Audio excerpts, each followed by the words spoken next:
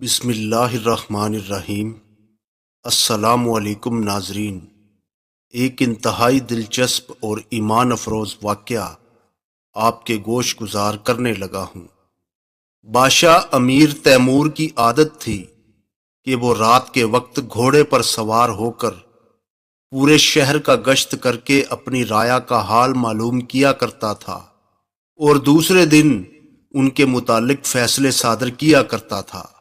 ایک روز وہ حسب معمول شہر میں چکر لگا رہا تھا کہ اس نے ایک غمناک آواز سنی اور آہو بقا کی طرف متوجہ ہوا تو ایک بڑھیا رو رہی تھی اور بارگاہ الہی میں فریاد کر رہی تھی کہ اے رب العالمین، ہمارے بادشاہ اور وزیر کو موت دے دے اور قاضی شہر کی عمر دراز کر۔ بادشاہ اس حیرت انگیز دعا کو سن کر بڑا پریشان ہوا۔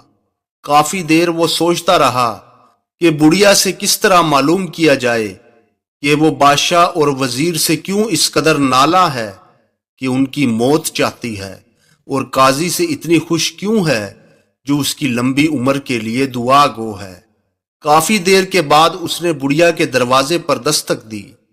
جب بڑھیا نے دروازہ کھولا تو بادشاہ نے نہایت بے چارگی اور مسکینی سے پوچھا کہ اے نیک عورت، میں ایک مسافر ہوں، لیکن میں نے تمہاری عجیب و غریب دعا سنی ہے۔ کیا میں یہ پوچھ سکتا ہوں کہ تم بادشاہ وقت اور وزیر سے اتنی زیادہ رنجیدہ کیوں ہو جو ان کی موت چاہتی ہو، اور قاضی سے اتنی خوش کیوں ہو کہ اس کی درازی عمر کے لیے دعا کر رہی ہو؟ اس بڑھیا نے کہا کہ اے اجنبی، میں بادشاہ کی بیماری کی اس لیے خواہش مند ہوں کہ اگر بادشاہ بیمار ہوگا تو وہ وافر مقدار میں صدقہ و خیرات کرے گا، اور اس کی خیرات سے اپنے غریب بچوں کی روٹی کا سامان کروں گی، اور ہمارے چند دن بہتر گزر جائیں گے۔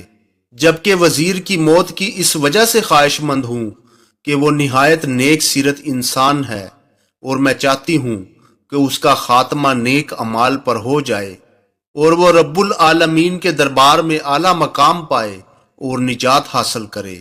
اور قاضی شہر کی درازی عمر اس لیے چاہتی ہوں کہ وہ اپنی بد اعمالیاں زیادہ سے زیادہ کر سکے تاکہ اس کا ٹھکانہ جہنم کے علاوہ کوئی نہ ہو، اور قیامت کے روز اس کو زیادہ سے زیادہ عذاب ملے۔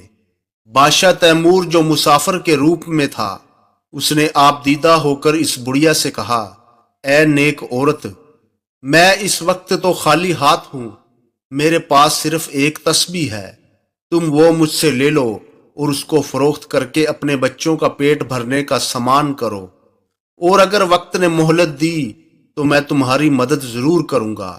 یہ کہہ کر اجنبی مسافر جو کہ بادشاہ تھا وہاں سے چلا گیا۔ ادھر بڑھیا وہ تسبیح لے کر اپنے ہمسائے کے پاس گئی تاکہ اس کو فروخت کر سکے۔ اس بڑھیا کا ہمسایہ ایک سید تھا، مگر وہ ہمسایہ پرلے درجے کا بخیل انسان تھا۔ جب اس نے تسبیح کو دیکھا تو اس کی رال ٹپک پڑی۔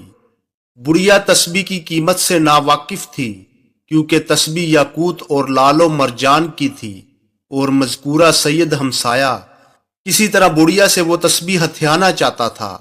اس نے بڑھیا کے ساتھ الٹی چال چلی اور کہا، یہ تسبیح تو میری ہے، اس کو کل کسی نے چرایا ہے اور میں اس کی تلاش میں تھا، اب مجھے پتا چلا کہ یہ تم نے چرائی ہے، میں اب تم پر مقدمہ دائر کروں گا۔ بڑھیا گھبرا گئی اور بولی، میں بالکل بے قصور ہوں، یہ تسبیح تو مجھے ایک اجنبی نے دی تھی، یہ میں نے ہرگز نہیں چرائی۔ اب اس سید ہمسائے نے موقع سے فائدہ اٹھایا اور کہنے لگا، اچھا اگر تو نے تسبیح نہیں چرائی تو یہاں سے بھاگ جا، میں تم پر اتنا ترس کھا لیتا ہوں کہ تمہیں عدالت میں نہیں گھسیٹوں گا۔ بڑھیا نے اسی میں عافیت جانی اور اجنبی کو کوستی ہوئی اپنے گھر چلی گئی۔ اگلی رات امیر تیمور پھر حسب معمول گشت پر نکلا اور قصدن بڑھیا کے محلے میں آیا۔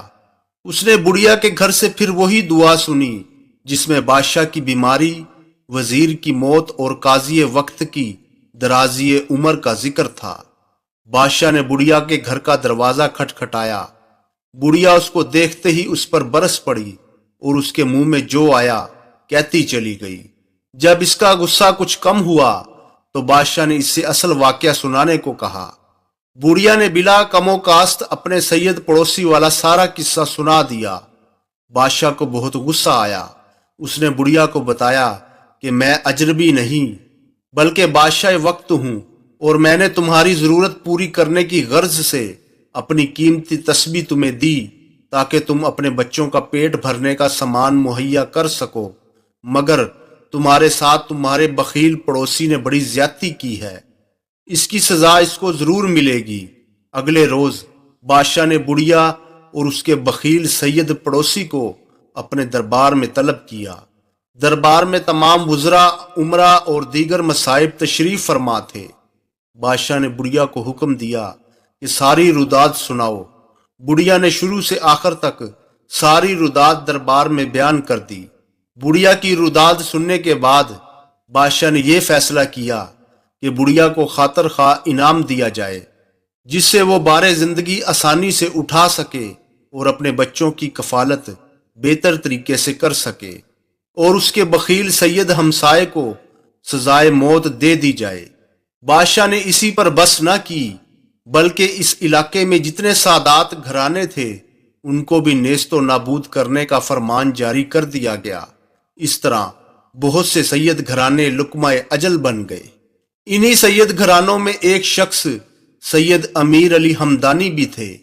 آپ کے مریدوں کی تعداد بے شمار تھی، اور یہ خطرہ لاحق ہو گیا تھا کہ اگر امیر علی ہمدانی پر ہاتھ ڈالا گیا تو ملک نقص امن کا شکار ہو جائے گا۔ امیر تیمور نے کافی سوچ بچار کی کہ کسی طرح کوئی ایسا جواز پیدا ہو جائے جس سے سید امیر علی ہمدانی کو بھی ٹھکانے لگا دیا جائے اور لاٹھی بھی نہ ٹوٹے۔ بادشاہ کافی مدت اسی ادھیڑ بن میں مشغول رہا۔ ایک روز اس کے ذہن میں ایک عجیب سا خیال پیدا ہوا جس سے اس کی خواہش پوری ہو سکتی تھی۔ بادشاہ نے سوچا کہ امیر علی ہمدانی کی ولایت کا امتحان لیا جائے، اور اگر وہ فیل ہو گئے تو ان کو قتل کرا دیا جائے۔ اس طرح کوئی شخص انگلی نہیں اٹھا سکے گا۔ چنانچہ بادشاہ نے ایک بکری چوری کروائی اور اس کو ذبح کر کے پکوایا۔ پھر اس نے سید امیر علی ہمدانی کو ان کے مریدوں سمیت کھانے پر مدعو کیا۔ بادشاہ کا خیال تھا کہ چوری کی ہوئی بکری جب آپ کھائیں گے اور اس کے متعلق کچھ نہ جان سکیں گے، اس طرح آپ کی ولایت کے تمام پردے اٹھ جائیں گے اور ان کو قتل کرنا آسان ہو جائے گا۔ ادھر اللہ تعالیٰ نے اپنے ولی کو بھی بادشاہ کی بری نیت سے خبردار کر دیا تھا۔ آخر دعوت کے روز سید امیر علی ہمدانی اپنے مریدوں کے ہمراہ بادشاہ کے دربار میں تشریف لائے۔ دسترخوان بچھا دیے گئے اور کھانا لگ گیا۔